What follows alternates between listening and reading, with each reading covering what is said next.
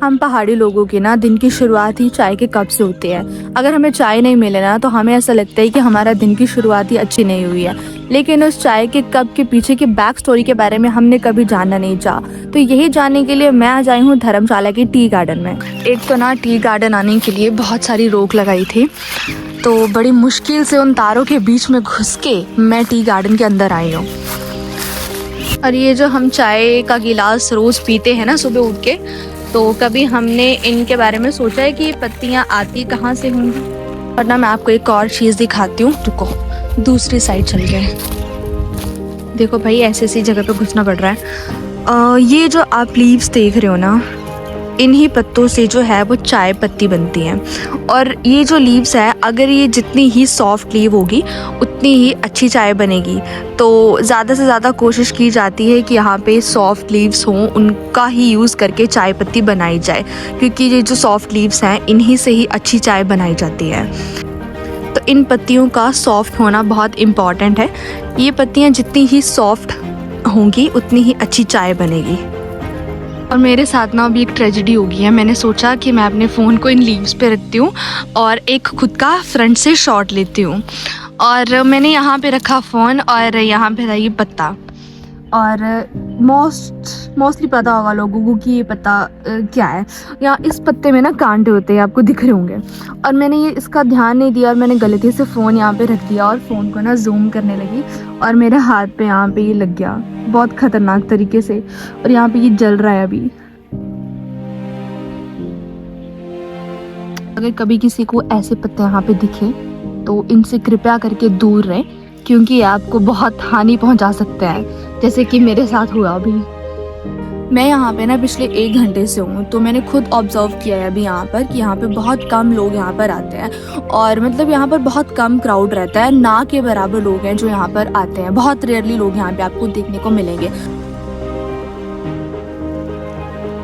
मैं भी लगभग यहाँ पर 1 घंटे से हूँ और मुझे यहाँ पर अभी बहुत ही ना के बराबर लोग मिले हैं। तो टी गार्डन को इसलिए सिर्फ फार्मिंग के लिए नहीं बल्कि पीस के लिए भी बहुत अच्छा प्लेस माना जाता है। यहाँ पर अगर आप आते हो, बैठते हो सुकून से, तो ट्रस्ट में आपको बहुत सुकून मिलेगा। और यहाँ पर मतलब लोग आते हैं सिर्फ शूट के लिए, और वो भी मतलब बहुत कम लोग, क्योंकि ये जो टी गार्डन है इसको तो बहुत कम लोगों को इस टी गार्डन के बारे में बहुत कम लोगों को पता है। एक तो है टी गार्डन जिसको मतलब ऑलमोस्ट लोग जानते हैं, जो धर्मशाला का फेमस टी गार्डन है, बट उसके एक और साइड एक और टी गार्डन है। तो इस टाइम मैं वहाँ पे हूँ और इस टी गार्डन के बारे में उतने लोगों को नहीं पता है, तो बहुत कम लोग यहाँ पर आते हैं। यहाँ पे एक तो बहुत कंजेस्टेड एरिया है जिससे निकल के मुझे जाना पड़ रहा है। और यहाँ कटिंग का काम जो है वो सुबह ही स्टार्ट कर दिया जाता है। काम स्लो होता है बट रेगुलर होता है। और यहाँ पर जो भी टी गार्डन आपको देखने को मिलेंगे वो हमेशा हिल्स एरिया में ही देखने को मिलेंगे, क्योंकि एक अच्छा क्लाइमेट ही अच्छी चाय बनाता है। तो हमेशा इस बात का ध्यान रखा जाता है कि हिल्स एरिया में ही टी गार्डन को उगाया जाए, जो भी लीव्स हैं उनको उगाया जाए, ताकि अच्छी चाय बन के निकले।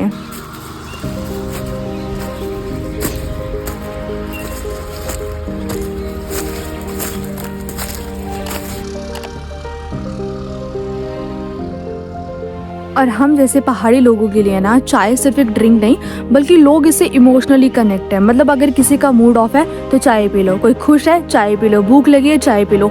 मतलब यहाँ के लोगों के लिए हर चीज़ का सॉल्यूशन चाय ही है।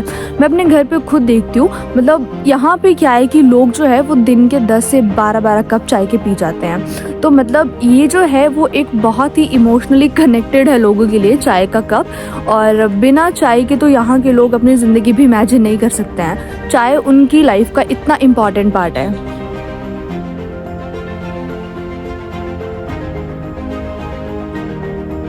इस टाइम ना इस टी गार्डन में आप जितना भी दूर दूर तक देखोगे आपको सिर्फ और सिर्फ चाय की पत्तियां ही मिलेंगी। चाहे आप इस साइड देखो या उस साइड देखो या फिर उस साइड, चारों तरफ यहाँ पर सिर्फ और सिर्फ चाय की पत्तियां ही पत्तियां हैं। और अगर आप भी चाय पीते हो तो इस जगह के बारे में एक बार ज़रूर सोचना। और आज की वीडियो के लिए तो मेरा इतना ही कॉन्सेप्ट था। और अभी मुझे लगी है भूख, तो मैं कुछ खाना लेके आई थी, तो अभी हम वो खाने वाले हैं।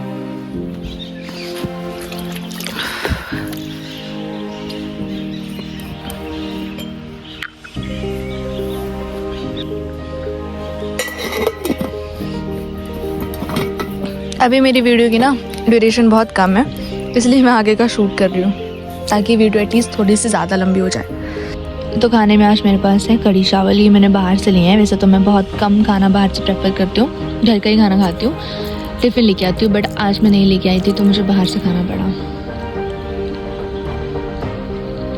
बट अच्छा है।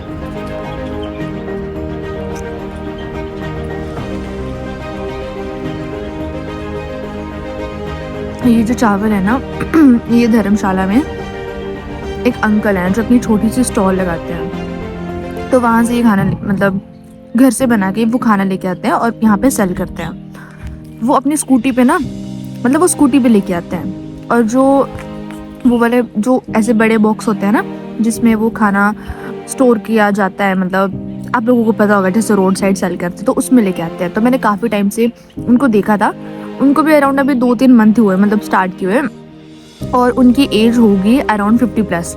तो मतलब मैं उनको देखती हूँ तो मेरे को ये चीज़ रियलाइज़ होती है उनको देख के कि भाई जिसको मेहनत करनी होती है ना वो किसी भी एज में करता है, और मतलब जिसको होता है भाई, मतलब जो मेहनत करने वाला बंदा होगा वो किसी भी एज में करेगा, किसी भी हालत में करेगा, और जिसको नहीं करनी होती है उसके पास बहुत एक्सक्यूजेस होते हैं। तो मतलब मैं उनसे मतलब उनको देख के ये चीज़ रियलाइज़ कर रही थी अपने आप में, तो आज मैं फर्स्ट टाइम उनसे खाना लेके आई हूँ और अच्छा बनाया है।